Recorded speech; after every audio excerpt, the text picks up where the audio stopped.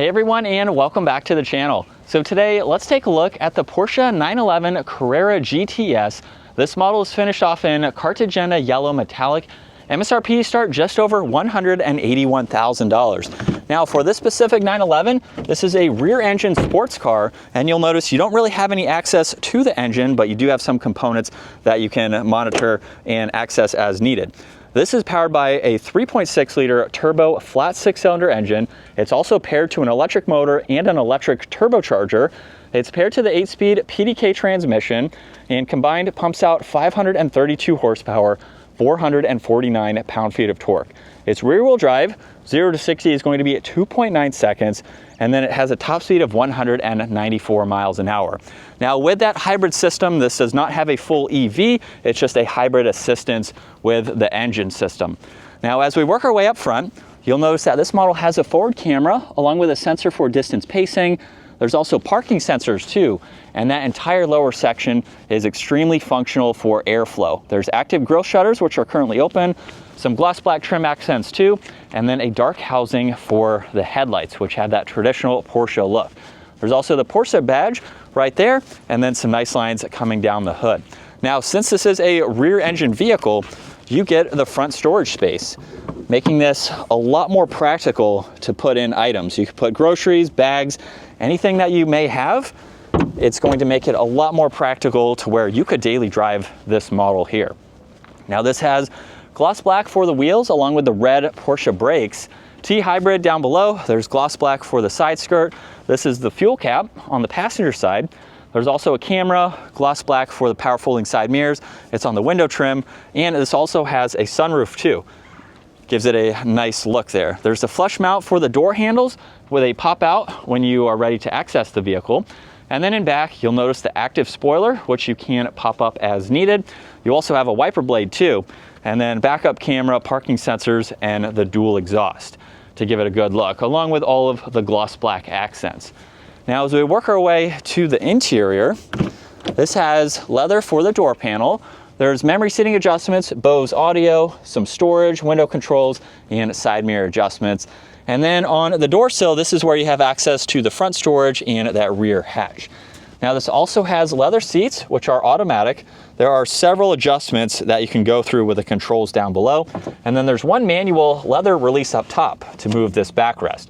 Now there are back seats at 5'10". This is not where I would want to ride, but if you had some smaller kids and you still wanted a practical vehicle, you could place them back here, and then you have a lot more interior storage where you can place even more items and have them in the back there so they won't roll around. So you could use them as needed. You're probably not using the back seats for this type of vehicle, but they are there.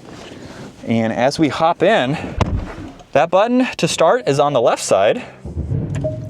And this has a leather steering wheel with paddle shifters.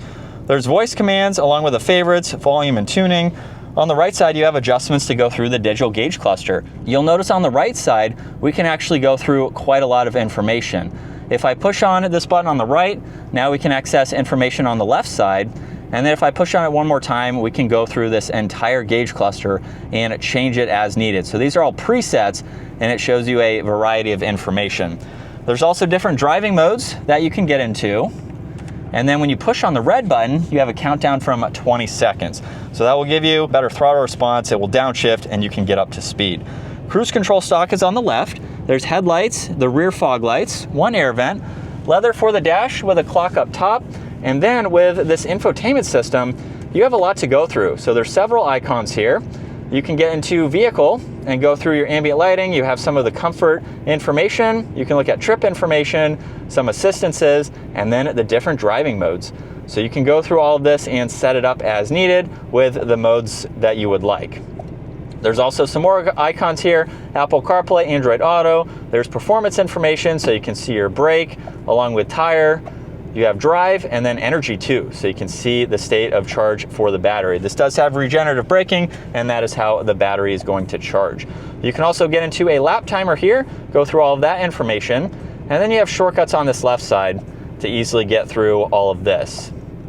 And then you'll notice there's engine start stop, the exhaust note, hazards, traction control, and some suspension settings.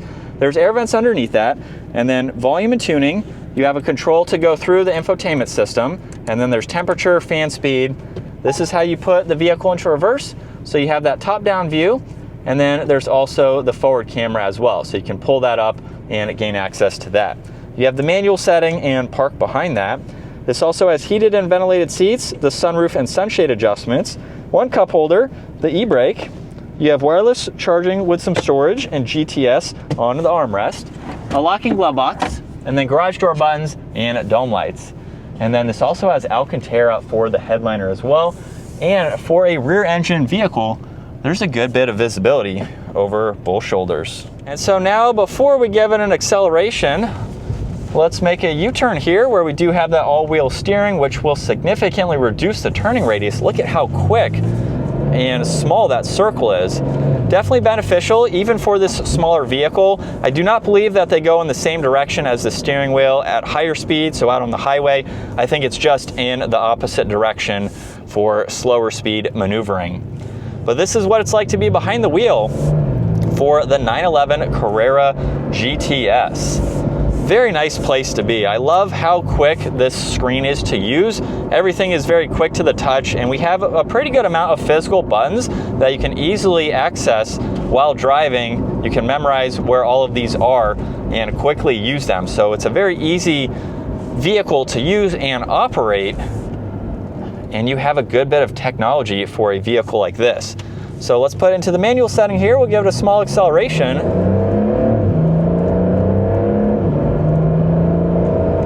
And you can't even feel the shifts.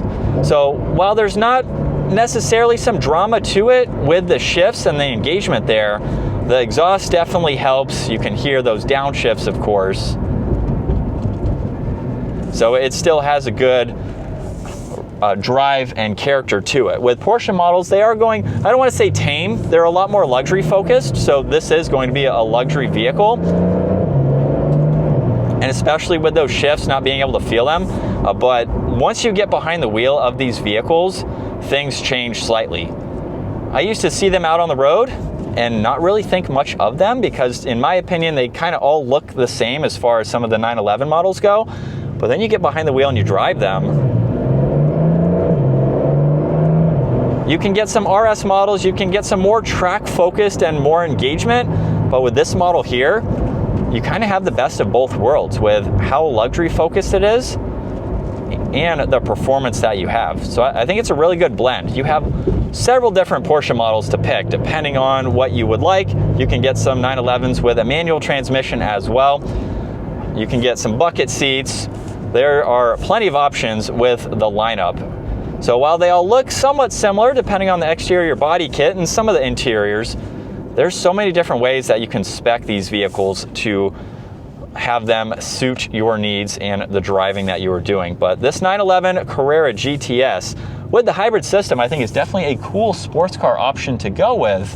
And so that is going to wrap it up for the 911 Carrera GTS. Once again, huge shout out to Hendrik Porsche for providing this for me today. Take a look at their website, give this video a thumbs up if you enjoyed it, and consider smashing that subscribe button so you can stay up to date with our daily uploads. And I will see you all in the next video.